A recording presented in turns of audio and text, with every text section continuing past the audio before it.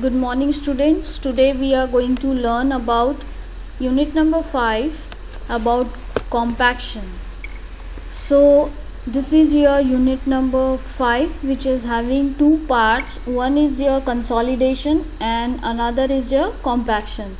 So with reference to the compaction, we are going to study about mechanism of compaction, factors affecting compaction, standard and modified Proctor test, field compaction equipments, quality control, advanced compaction techniques, and nuclear density meter. Whatever given in the rate is with respect to the changes which has been taken in the curriculum while framing the syllabus. So let us see what do you mean by compaction. So compaction is densification of soil by reducing air voids by application of mechanical energy. So what it means? Densification means soil grains are very small particles when it is a cohesive soil. Then when you apply a load on the soil, so there are voids which is having air inside it and water also. But when you apply an impact force which is known as application of mechanical energy, and when you apply the force which is known as impact force, then because of that force, that load, what happens is the soils tries to compact. The soil grains try to come to one another and the voids are reduced, and when they come to one another by the force of loading, then the air voids are removed and soil becomes dense. So compaction is used in construction of highway embankments, earth dams, and many other engineering structures. Loose soils must be compacted to improve their strength by increasing their unit weight. So it means that when the soils are having the air voids in that, the soil particles are loose, and when you compact it,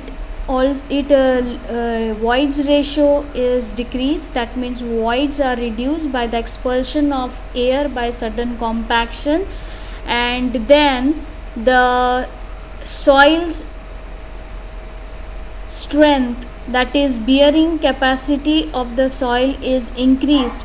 Hence the unit weight, density of soil is also increased. So the 2 points take main part by this compaction factor. So next point is the degree of compaction is measured in terms of dry unit weight. So why it is said to be dry unit weight? Since you are removing the air voids, then we need to calculate its unit weight, which is termed to be as in a dry position. So from the figure, if you can see, this is a 3-phase system, and in this brown color is your soil solids, white color is your air voids, and blue color is your water. So if we can draw in our engineering format, you can see this solid, water and air. So after compaction, what happens? It reduces in soil. That is, the air is removed and water is also removed.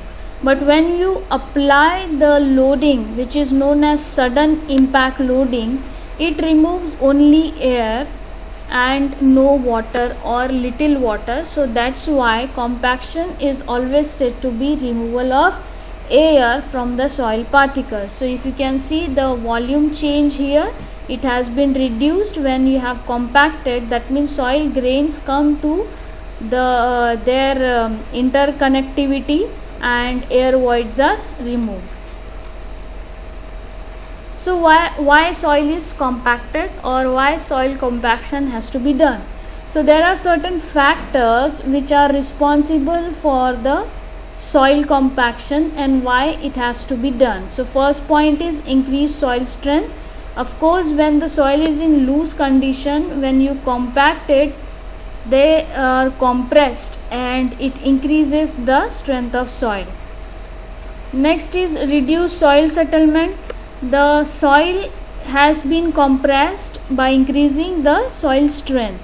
So the settlement has already done, so therefore the reduction in settlement is also done. Reduce soil permeability. As cohesive soils are less permeable, so when you compact, then it also reduces the soil permeability. Then reduce frost damage. Frost means ice. So when you compact, there is less frost formation in the soil particles.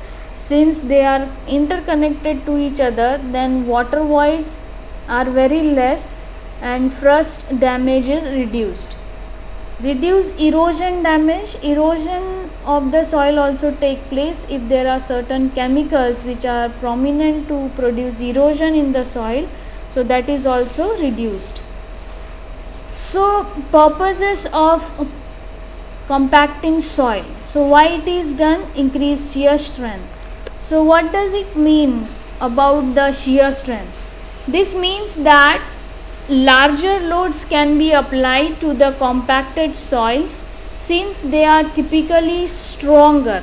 Increasing bearing capacity, slope stability and pavement system is also done. So when the larger loads are applied, compaction of the soils takes place, hence increasing the strength of soil which is having the highest bearing capacity. Only by compaction you can increase the bearing capacity to one extent, but after that cohesive soil has to be improved, and it can be improved by using additives and different methods. Next is your reduced permeability. This inhibits soil's ability to absorb water and therefore reduces the tendency to expand, shrink and potentially liquefy.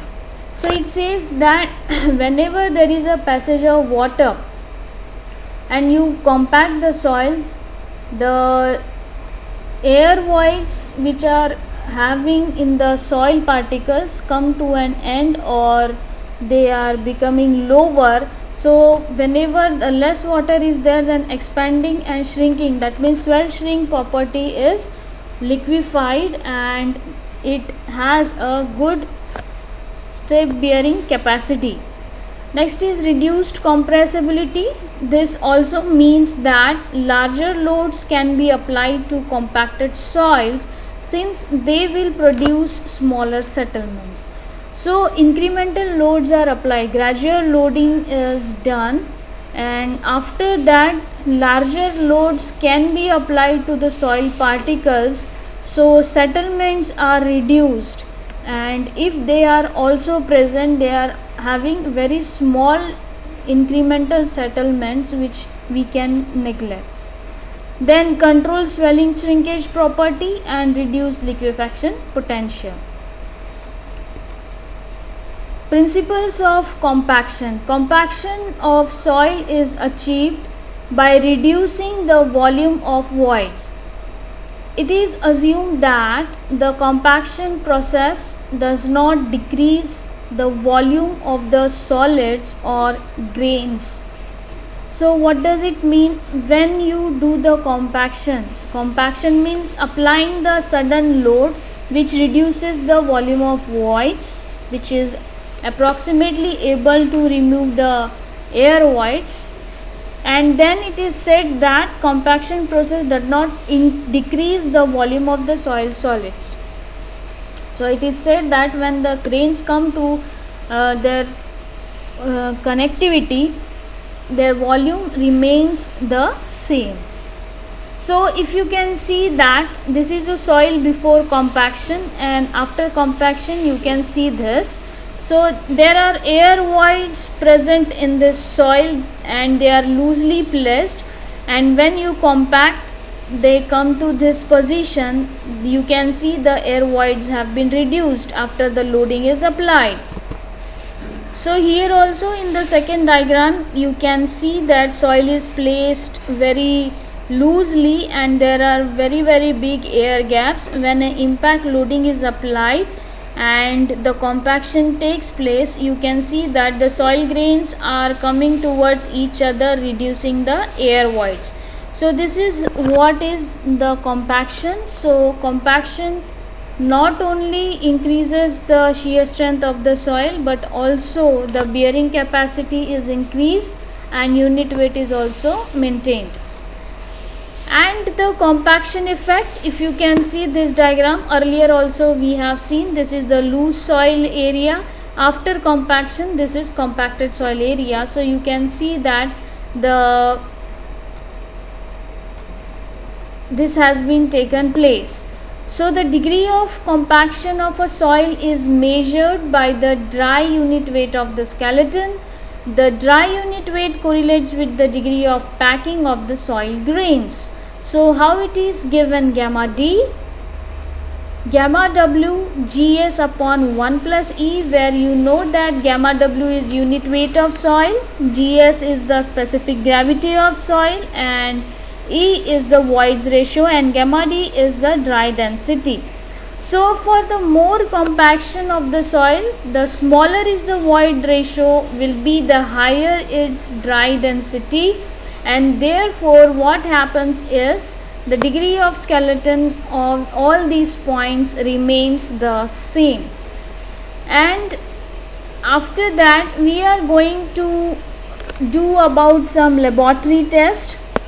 So why the laboratory tests are done? So first is the purpose: find the maximum dry unit weight and corresponding optimum moisture content.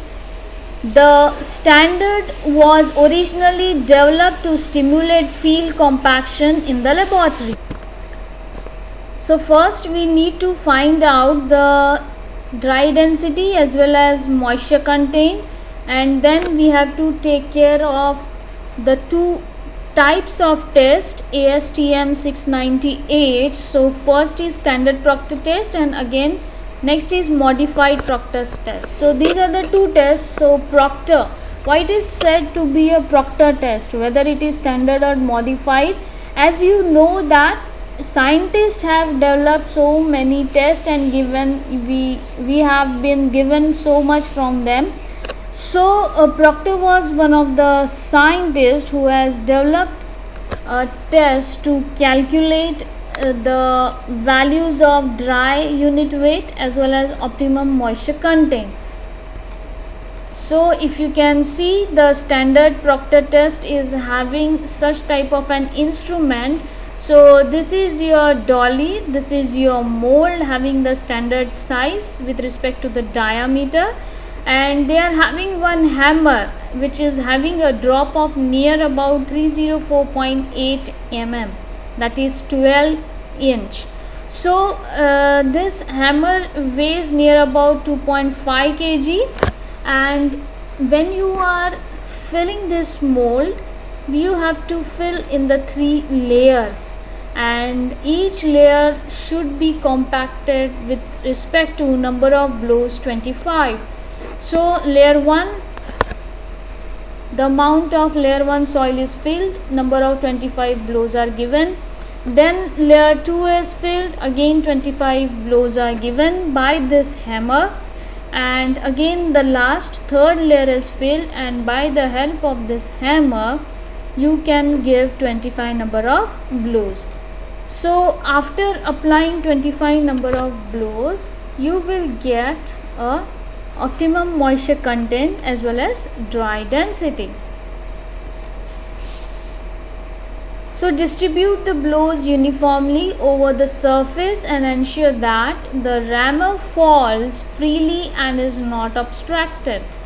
So this is the diagram which you have to take care while giving the number of blows using the hammer. So first layer, when you fill in the mold, these are the 4 blows first you have to give. So this is your first on left hand side, this is on the right hand side, third down and fourth up. So after giving these 4 number of blows, then you have to give randomly such one by one, giving the blows. You have to complete 25 number of successive blows. After this 4 you have given the blow, 5 6 7 8 one by one you have to complete near about up to the 4. So this is how you have to take care of the hammering on soil particles. Then the soil in the mold will be divided into 3 lifts. Each lift is compacted 25 times. As I showed you in the diagram, that you have to fill first layer, give number of 25 blows. Then I have also shown you the diagrams how you have to give number of blows. Then place the second quantity of moist soil in the mold such that when compacted it occupies a little over 2/3 of the height of the mold body. So this is the diagram, and if you can see, this is the first layer, and with the help of this hammer you have to give 25 number of blows for first layer, then fill the second layer, again give 25 number of blows, then the third layer and again give number of 25 blows. So the soil is compacted. After that, the soil in the mold will be divided into 3 lifts. Each lift is compacted 25 times. Repeat the procedure once more so that the amount of soil used is sufficient to fill the mold body with the surface not more than 6 mm to the upper layer of the soil. Then you can calculate the unit weight and actual water content of each compacted soil are measured. Derive the unit weight from the known unit weight and water content. Then plot a diagram or a graph between unit weight as well as water content, which will give you directly dry unit weight and moisture content. And dry unit weight you also can calculate by gamma upon 1 plus WC. And here this graph has been plotted. On the x-axis you have to take water content, and on y-axis you have to take dry density. You will get such points, and after getting these points you have to draw a smooth curve with the freehand curve, and you have to pick the apex or the peak point of the curve, and that you have to horizontally plot on y-axis, which will give you maximum dry density, and from the same point you have to project it downward, which will give you optimum moisture content. After that you need to calculate the zero air void lines, which says that there is S is equals to 100%. So this is how the graph will give you the dry unit weight as well as you will get the optimum moisture content. So in the next class we are going to learn about modified Proctor test. If you have any questions, please give in the comment box. Thank you.